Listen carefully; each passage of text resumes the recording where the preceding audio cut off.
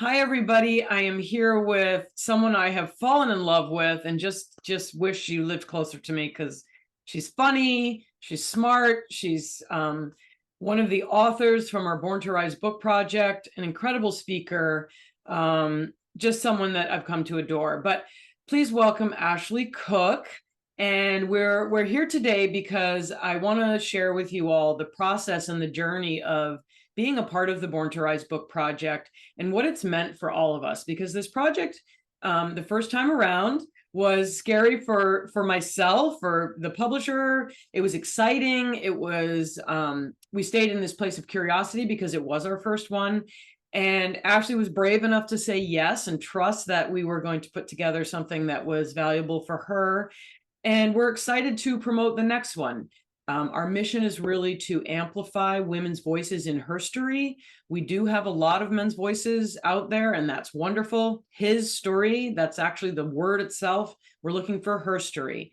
We find that that's important because we feel that women's stories really come from a place of the heart. We tend to talk more about how we serve people, how we gather, how we come into community, and how that can better the world by amplifying compassion and empathy. So welcome, Ashley. How are you today? All the way from Texas. Yes, I'm good. It's been rainy this morning, so a nice cool down from the inferno of the state. Well, here in Rhode Island, it's actually the humidity's been like through the roof, and it kind of broke today. So it's like bright and sunny, but not as humid. So it feels amazing. That's awesome. Yeah.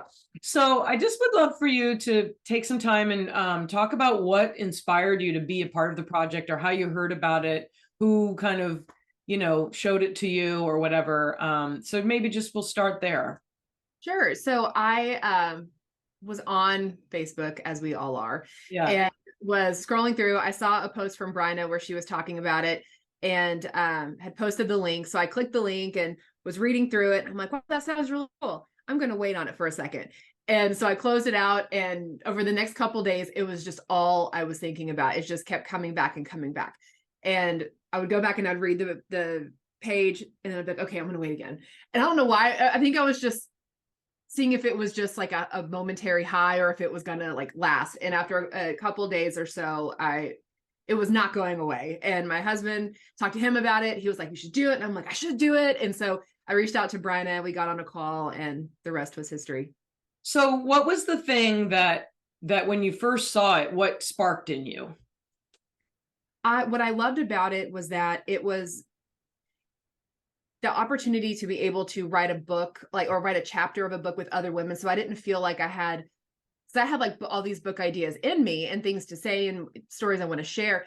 But this was like a great opportunity to step in, like a stepping stone into that without the pressure of having to write an entire book or, full commit. And so it was the community element while also getting to tell a story. I love to write. I've always, as a little girl wanted to be a writer. So it was just the perfect fit in so many ways. And the Yeah. topic too, it was like, oh, okay, this is a book about women who have gone through some stuff and they've risen and they've, overcome, and we get to tell an instance of how we did that. And I was like, I can do that. Yeah, yeah. So was there any part of you that was hesitant around sharing the story that you shared, because your story was so powerful, about your fears of being rejected by the church and all of this, and you were a devout churchgoer and participated heavily in the church, and it's a topic that I think many people at the festival when you spoke related to. So what were some of the things and vulnerabilities, if you will, or fears around sharing a personal story, any personal story, but yours in particular? So the funny thing is that I felt perfectly fine and safe and good with writing the draft, going back and forth with the editor. Like I felt okay. And I actually even felt like, am I not being vulnerable enough? Am I not telling a powerful enough story? There was a whole like enoughness element that was going on. But it wasn't until I heard like the words, or maybe it was an email, it's gone to publishing, that I was like, oh, what have I done? And then that was the feeling of like, I feel like I'm standing on stage in my underwear. This is like really uncomfortable. There was like that uncomfortable moment of, like I'm going to disappoint people with my story because, because specifically for mine, where it's on a topic that is talked about, but not really talked about, especially like in church circles. And I have so many people that I know from when I was on church leadership at seminary, like all the different churches I've gone through throughout my life. And all I could think of was like the people that would be so disappointed, so there was some things for me to work through. And this book project really helped to bring up those opportunities to heal, to become aware of that and then work on healing that. But I felt great right until the point of no return. And then I was like, ooh. What have I done? Yeah. Have there been any conversations that have opened up because of you writing that from those people, or any, comments that they've made or anything like that? Have you noticed what your fears kind of coming to life were, or anything like that?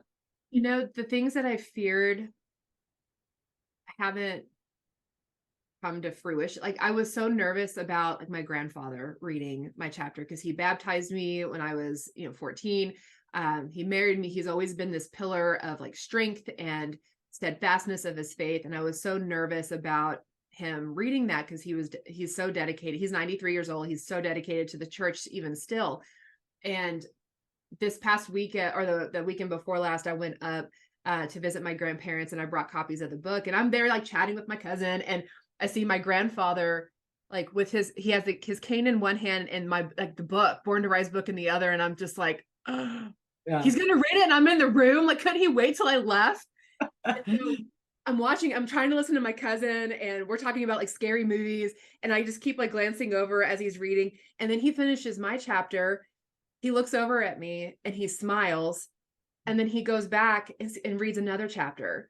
And so he's not just reading it for me, he's reading these other stories. And so later I walked by him, and he was like, I really liked your article, and the stories that the other women in the book, like they've gone through some things. And I'm like, Grandpapa, they sure have. They're amazing women.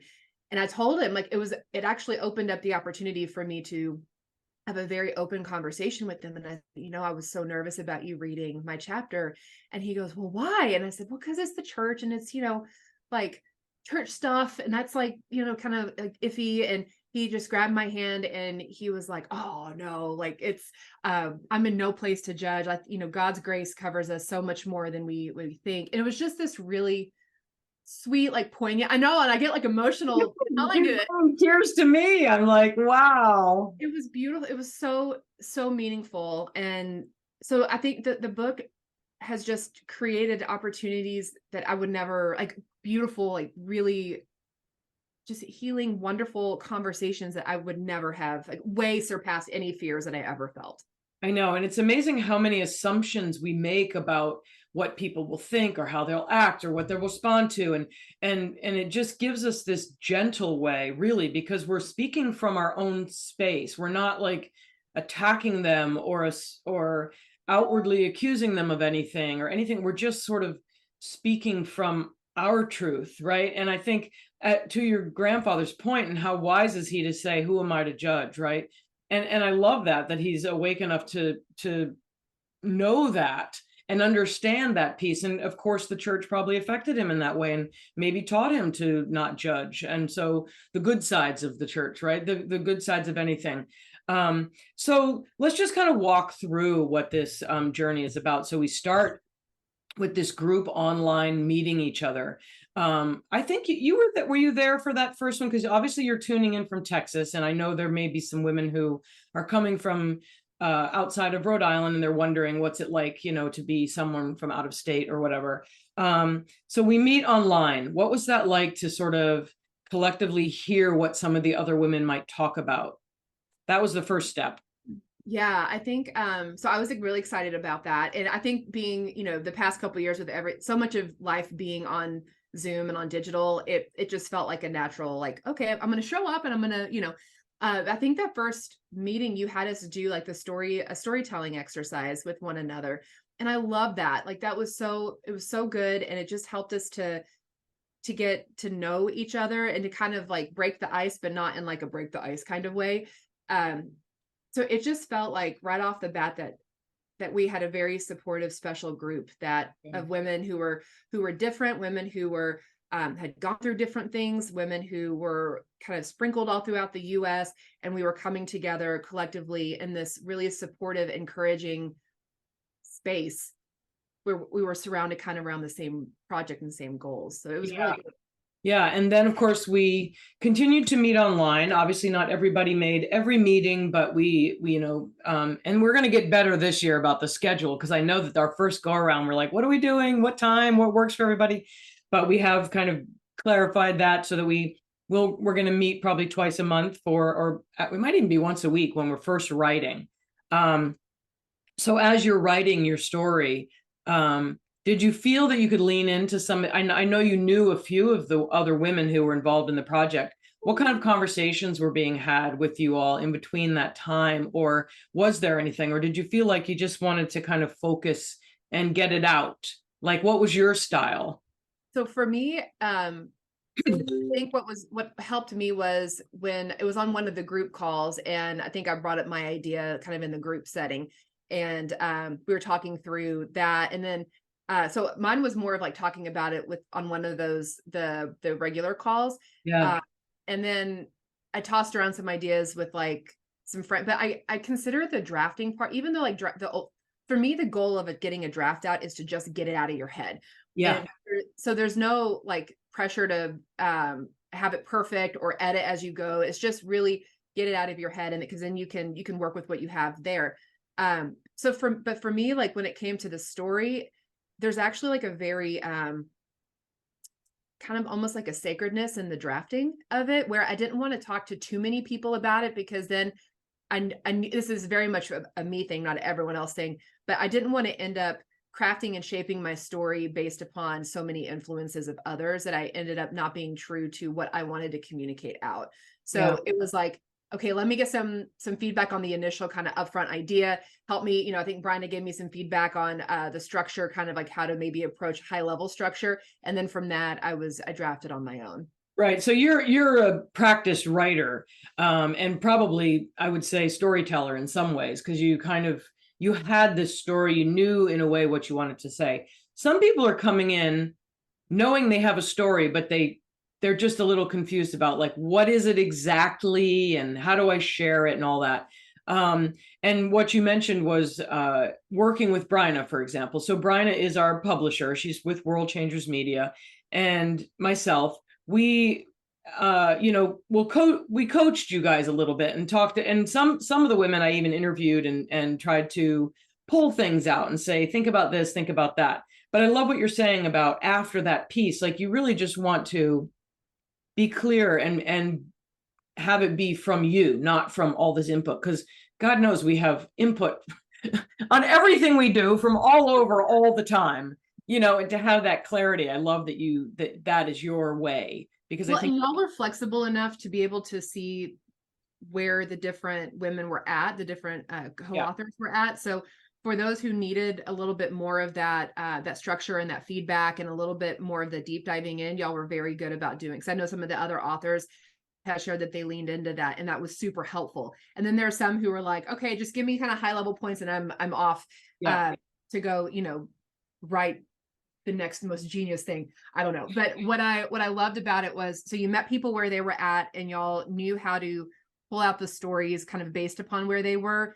But then it didn't stop there. So you had the team of editors that we were all working one-on-one with our own editor. So they helped to also further refine and shape the story. So really every author, regardless of if they were a seasoned writer or just had never written a thing before in their life, were really held from A to Z throughout that whole writing process. Yeah, I mean, that's definitely, obviously we're all in different places. So we really did aim to meet people where they were. So thank you for reiterating that. So then we went on retreat. Like we got to meet each other live. And it was right after our stories had been written and submitted as sort of final, pieces. And it was so exciting to get together. Now, you being out of town, we got to actually do your photo shoot at the retreat, which is something we offer in the program, doing these author headshots. And some of the women who live close enough came to my studio to do that, but you got to experience that. And then, just gathering with everybody. What was that like? I mean, I know what it felt like for me to finally meet you and everybody else, Oh but yeah. what was that like for you? How was that, an add-on, or how did that affect you? Yeah, I would highly recommend. I would hands down do that authors retreat like 50 times over. It was so wonderful. It was my first time to go to Providence, January, cold, dark, and wonderful. Like it was, I loved it. In the hotel where we stayed, the venue was great. Um, and I loved meeting you and the people that I met before or talked to online. That was wonderful. The photo shoot was fun. So the part where I had a little bit of an adjustment was I'm not the type that like I don't like going to baby showers or bridal like any large collection of women because I feel like there's just like an estrogen bomb that happens. Yeah, I'm not that girl. Like I'm not that, so I was like, I felt my own kind of protective walls up a little bit initially because I'm like, are we all just gonna like laugh and cry together? Like this is, yeah, like, are we gonna call each other sister and like, it just yeah. how Dance far, around a fire. Yeah. yeah, exactly. Like how far is this gonna go?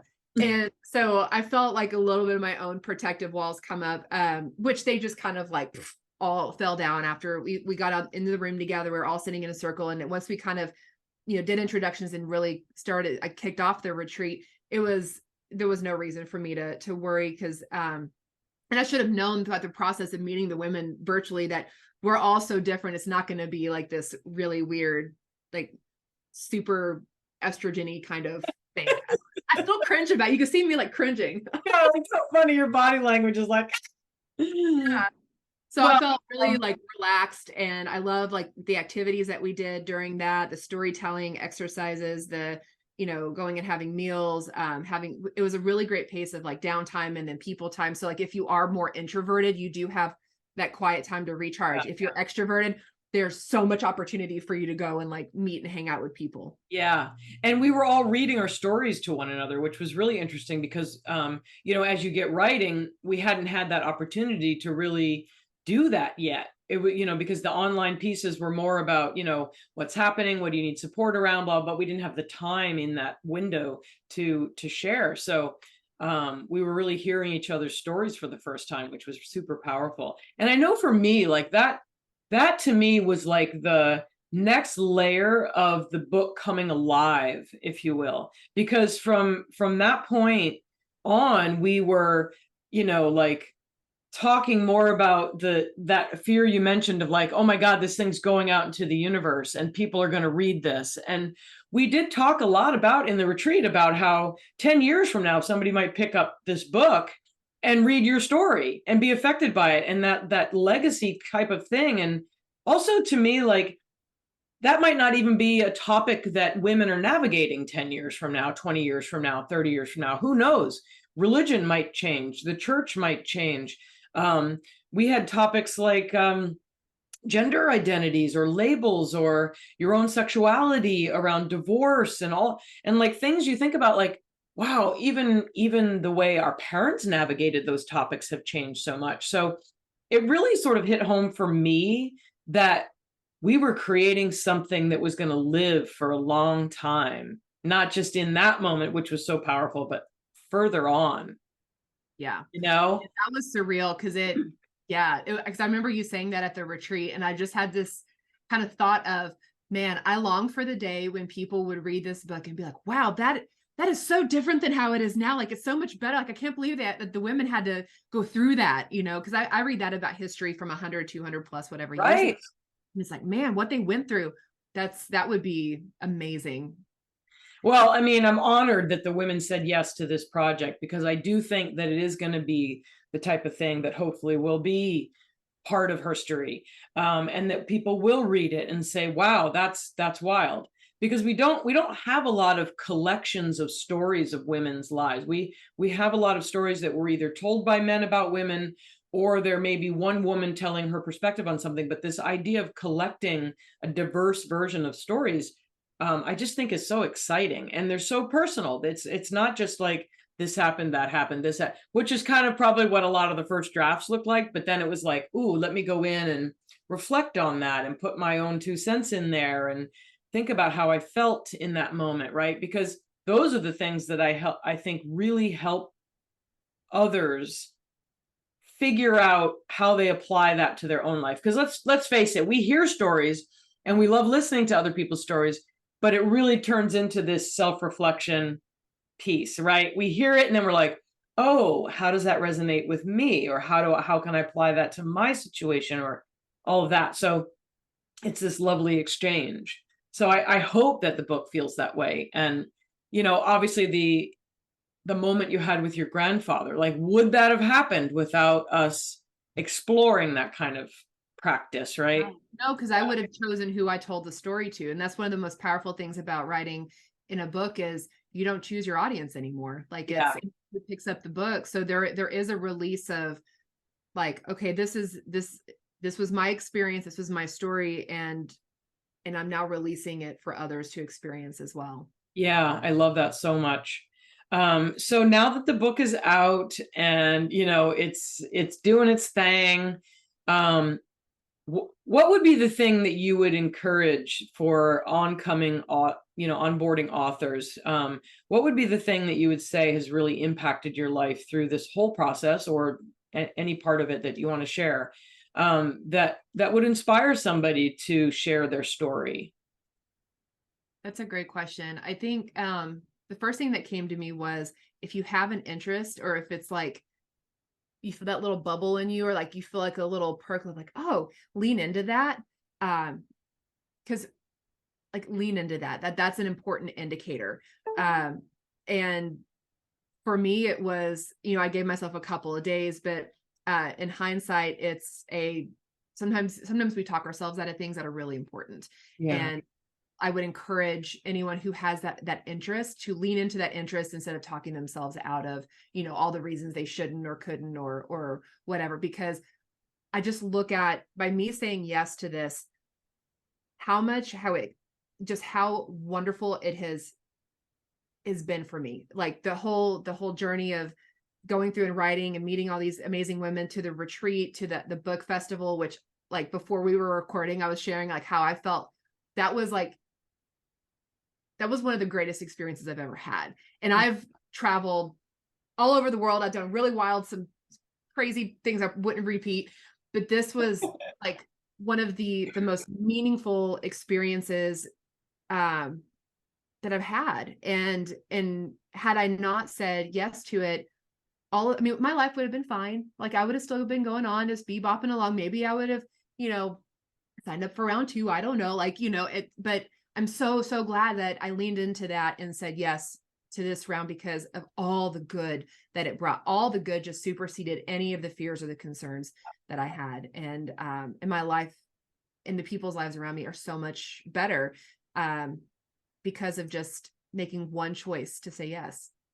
Yeah, thank you for that, Ashley. I'm so glad that resonated with you in that way, because the festival was my first baby. That's where Born to Rise really started, was this idea of creating an event that had that impact, that allowed us to be in community just simply through story sharing, personal story sharing. And it's like, it's tricky to get up on a stage in front of a live audience of people you may or may not know and share your personal story and have this, this aura of like bigness, but that's part of rising, right? Like we can have an okay life, but what does it feel like to have an extraordinary experience, and how does that change our life into being extraordinary? And it's not that we're necessarily, like you say, we're not climbing Mount Everest we're literally just standing in this place that is so personal and also goes outward. Like it's like we're our own healing heals others, right? And that's the piece that is so powerful to me. And I think that this book project, as well as this live piece that we offer as part of the project, brings it full circle. Like we go inward, we do the writing, we explore our story. Like, what is this thing we've carried around, this voice that talks to me, this experience that I've had in my reflection? We write about it. We share it with the editors. We share it with the other women. We see their feedback, right? It just keeps rising out into this beautiful bit of energy, and it's positive energy, like you said. And sometimes it's hard at first and it feels like scary and all the things, but then, right? It's that, Oh, I was nervous, Kim, oh, and spoken publicly and stuff before, and I was nervous. Like one of the authors and I sat on the stage while everyone else was like bebopping around, and she was like laying on the stage, and I'm sitting there like reviewing my notes, and we were just like, yeah, like breathing, and but I'm so like I love that experience, even through the nerves, and for me, like coming in from out of state, it actually worked better because I know a lot of other authors who are local had friends and family there. I was really glad that none of my friends my husband was there, but it was so much easier for me to speak in front of a group of strangers than it was like, because about something very vulnerable. Because I shared things like on stage that my family didn't even yeah, know. And yeah, so for me, it was easier. Like, so that's an out of state. Like if you're out of state and considering, like that's to me, a perk is that you're not in a room full of like a family reunion, but yeah. it is true. Like throughout the whole process, you're slowly widening your circles of who you're telling the stories to, from, yourself to like maybe Kim, Bryna, then it's like your editors, and then it's the other authors, then it's the stage, and then it's anyone who wants to buy the Yeah. book. So the book was, on the Wall Street Journal bestseller list. So it's out there. It is out there and it's really great. And Ashley, I'm just so thrilled that you were a part of it. I love your voice, and the fact that you're courageous enough to share the story that you shared, because I'm not a churchgoer, but the story resonated with me in a powerful way around using your voice and standing in your truth and what matters to you. And that was the message that I really took away. So thank you for that, because it's just a great reminder to stay true to what you really believe in, and have faith in, whether it's a constructed faith or your own faith or whatever you decide to choose. That's what really I took away. So thank you for that. Thank you. Yeah, and that's the best part about sharing your stories. You don't know how it's going to resonate with people. I And know. I had people who are in different faith traditions who have come, like after the festival, there was a woman who came up to me and said, she said, "You are the evangelical version of my Jehovah Witness story." And I was like, "Oh, tell me more," And so Yeah. we chatted for a long time about her experience and that particular tradition. And it was just so powerful. And I just was like, I stepped outside of myself for a moment and I'm like, who am I? Like I get to sit here and listen. Just by sharing my story, someone felt empowered to share theirs. And Yes. that's the point, right? Like that's it makes it all worth it. Absolutely. And so many great feedback from that festival, and just people coming up, or people have read the book and send me notes and talking about different authors and different stories, like, oh, so and so has resonated with me, and wow, that was a powerful, and people that I wouldn't think would resonate with a particular story are telling me that, and so it's really neat. And yes, exactly your point. Love it all. Well, thank you for joining me today. Thank you for being a part of the project. I know you're going to be a mentor for the next authors, which I am really excited about. One of our other authors, Portia, kind of suggested that. I know you're friendly with her. She's like, what if we mentored the new authors? I'm like, yes, that would be so amazing. And I think the more we put these books out, the more women will actually be able to call to more retreats. Like, let's go to Italy and do a story sharing in some random pub, or like, wherever we decide. Wouldn't that be fun? So I'm here for it all. Like I know. there was so much, it was so life-giving and so much joy and fun. And we love Providence. My husband and I adored our time in we just drank every drop from that trip. We ate every crumb of food and we drank every drop of joy. Oh, you guys are so funny to watch. It was like hilarious. Every day you're like, I'm at the Lizzie Borden house. I'm at the such and such. And I'm like, she's We're really on a gondola ride. We're at a pub. We're at Lizzie Borden watching like a ghost tour. It was It was great. Well, I'm sure, and I'm hoping you'll come back to Providence. I would love to see you again, but let's talk again soon. Yes. Thank you so much, Kim. All right.